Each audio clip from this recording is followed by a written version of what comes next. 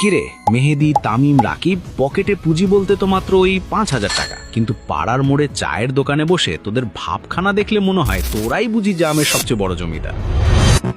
সারাদিন গেম খেলে আর মোবাইলে সময় নষ্ট করে তোদের কি মনে হয় আসমান থেকে টাকার বস্তা পড়বে? তোদের এই বেকারত্বের রজত্ব আর বাপের হোটেলে বসে বসে খাওয়া দেখলে সত্যি বলতে আমার নিজেরই গা জ্বলে যায়। গ্রামের মানুষের বাঁকা চাহনি আর আত্মীয় স্বজনের খোঁটা শুনেও তোদের চামড়া একদম গন্ডারের মতো হয়ে গেছে, তাই না?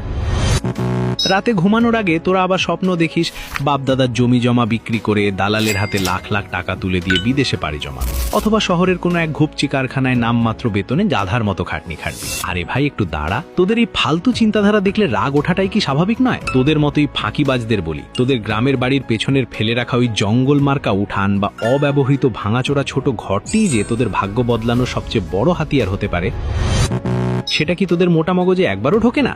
আজকের এই ভিডিওতে আমি তোদের মতো বেকারদের চোখ খুলে দেওয়ার জন্য এমন 5টি দেশি গ্রামীণ ব্যবসার আইডিয়া নিয়ে এসেছি যেগুলো শুরু করতে তোদের পকেট থেকে ওই মেরে কেটে 5,000 টাকার মতোই খরচ হবে, কিন্তু একটু ঘিলু খাটিয়ে যদি শ্রম দিস তাহলে মাস শেষে যেই লেভেলের টাকা আসবে তা দেখে ওই নাক সিটকানো প্রতিবেশীদেরও চোখ কপালে উঠবে।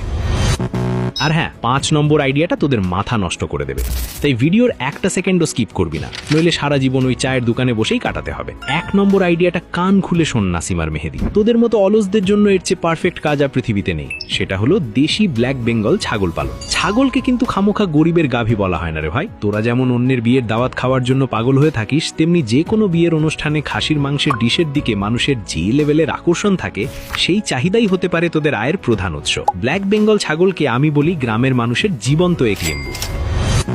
পকেটে টাকা নেই, স্মার্টফোন বেচার দরকার নেই, একটা ছাগল হাটে নিয়ে যা, সাথে সাথে ক্যাশ টাকা। তোদের মতো বেকারদের জন্য এটা একদম লটারি। কিন্তু তোরা তো আবার সবকিছুতেই পণ্ডিত। গ্রামের মানুষ ছাগল পালতে গিয়ে মূলত দুটো চরম ভুল করে, 1 ভুল জাত নির্বাচন, আর 2 সামান্য অসুখ হলেই হাল ছেড়ে দেওয়া। তুই যদি একটু বিজ্ঞানসম্মতভাবে মাত্র 4-5টি উন্নত জাতের ব্ল্যাক বেঙ্গল দিয়ে শুরু করিস, দেখবি 1 বছরের মাথায় তোর খামার ডাবলে পরিণত হয়েছে।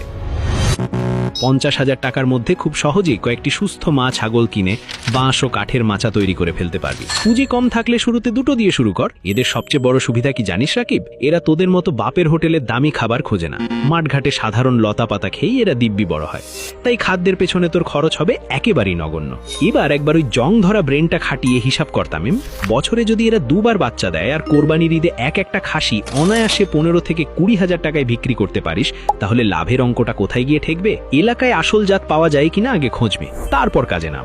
এবার শোন 2 নম্বর আইডিয়া। তামিম আর রাকিব, তোদের তো আবার ব্রয়লার ছাড়া মুখে রোচে না, তাই না? এই 2 নম্বর আইডিয়াটা হলো দেশি মুরগির পালন। আজকাল বাজারে গেলে তোদের মতো ফার্মের মুরগি, অর্থাৎ ওই